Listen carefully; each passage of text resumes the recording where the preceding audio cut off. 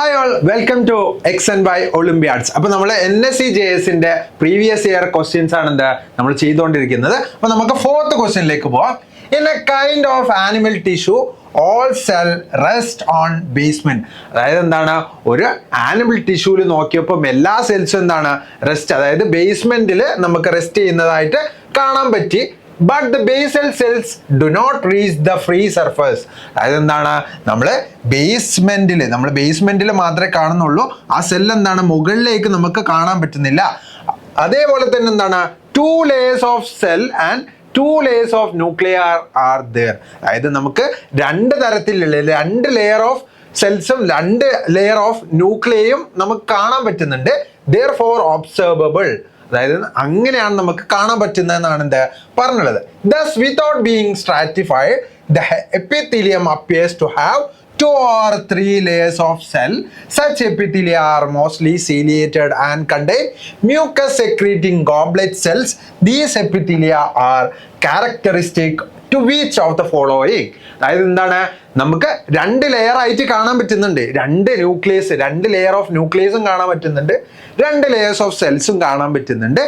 പക്ഷെ എന്താണ്, നമ്മളുടെ സെൽസ് നോക്കുമ്പോൾ എങ്ങനെയാണ് ഈ ഒരു ടൈപ്പിലാണ് നമുക്ക് കാണാൻ പറ്റുന്നതെന്നാണ് എന്ത് പറഞ്ഞില്ലേ. ഈ ഒരു ടൈപ്പിലാണ് നമുക്ക് ബേസ്മെന്റിലാണ് എല്ലാ സെല്ലും ലൈ ചെയ്തിരിക്കുന്നത്, പക്ഷെ ഫ്രീ സർഫസിലേക്ക് വരുന്നില്ല.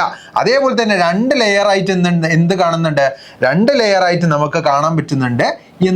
നമുക്ക് 2 ലെയർ ആയിട്ട് അതിന്റെ സെൽസ് കാണാൻ പറ്റുന്നുണ്ട്. 2 ലെയർ ആയിട്ട് സെൽസ് കാണാം, 2 ലെയേഴ്സ് ആയിട്ട് അതിന്റെ സെൽസ് കാണാം. അതേപോലെ തന്നെ 2 ലെയേഴ്സ് ആയിട്ട് അതിന്റെ ന്യൂക്ലിയസ് കാണാൻ പറ്റും. ന്യൂക്ലിയസ് ഒക്കെ ലൈ ചെയ്യുന്നത് എന്താണ്, താഴെയാണെന്നാണ് പറഞ്ഞത്.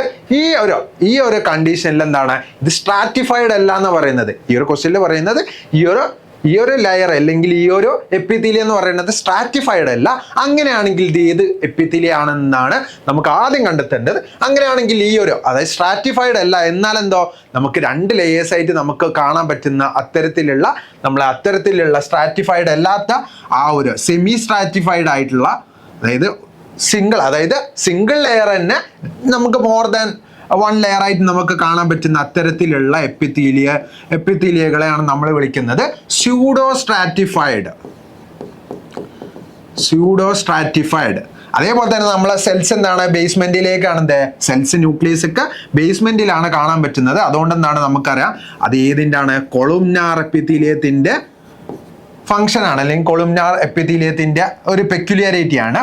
അപ്പൊ കൊളുംനാർ സ്യൂഡോ സ്ട്രാറ്റിഫൈഡ് എപ്പിത്തീലിയ ആണ് നമുക്ക് ഇവിടെ തന്നിട്ടുള്ളത്.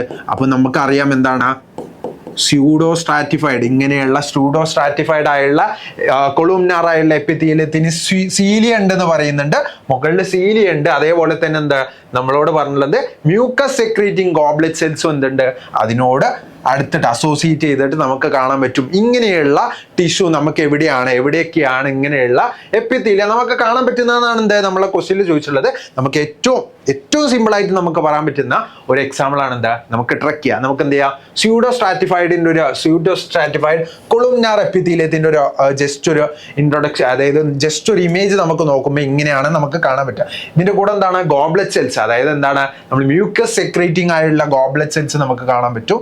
ഇങ്ങനെ ആയിരിക്കും നമ്മുടെ ആ ഒരു അറേഞ്ച്മെന്റ്, അതായത് 3D ആയിട്ടുള്ള ഒരു അറേഞ്ച്മെന്റ് ഇങ്ങനെ ആയിരിക്കും ആ ഒരു ലെയറിൽ.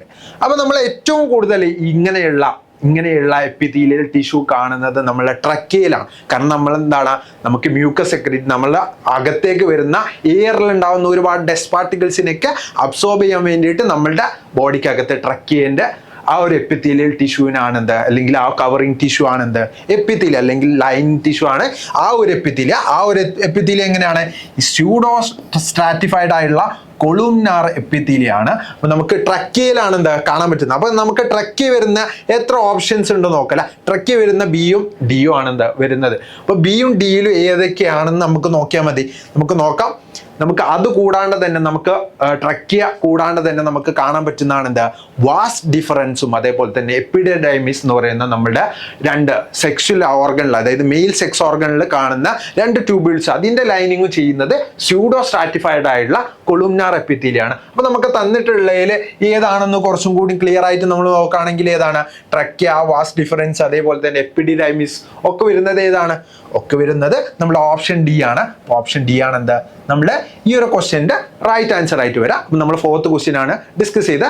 5th ക്വസ്റ്റ്യൻ ആയിട്ട് അടുത്ത നെക്സ്റ്റ് വീഡിയോയിൽ വരും. അപ്പം എന്താ ചെയ്യുക, നിങ്ങൾ ചാനൽ സബ്സ്ക്രൈബ് ചെയ്യുക. നിങ്ങൾ wait for the 5th question.